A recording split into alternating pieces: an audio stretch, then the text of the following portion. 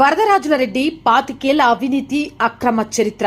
25 ఏళ్లకు పైగా ఎమ్మెల్యేగా పనిచేసి అవినీతి అక్రమాలతో రాజ్యమేలిన చరిత్ర వరదరాజుల సొంతం.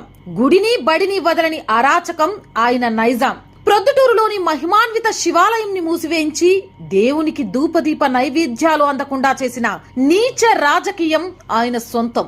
ప్రొద్దుటూరు ప్రజల దప్పిక తీర్చడానికి కుందు పెన్న వరద కాలువను నాటి మన ముఖ్యమంత్రి రాజశేఖర్ రెడ్డి గారు మంజూరు చేస్తే మట్టి తవ్వి అమ్ముకొని అలైన్మెంట్ మార్చి ప్రజలకు గుక్కెడు నీరు అందనివ్వని దుర్మార్గ చరిత్ర ఆయనది.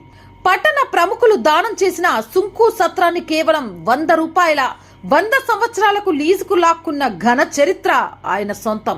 ఆడపిల్లలు ఉన్నత చదువుల కోసం దేవరశెట్టి ఆదిలక్ష్మమ్మ ఉమెన్స్ కాలేజ్ ని 11 ఎకరాల భూమిలో ఎలాంటి లాభాపేక్ష లేకుండా దాతలు నడుపుతూ ఉంటే వారిని బెదిరించి అందులో సగం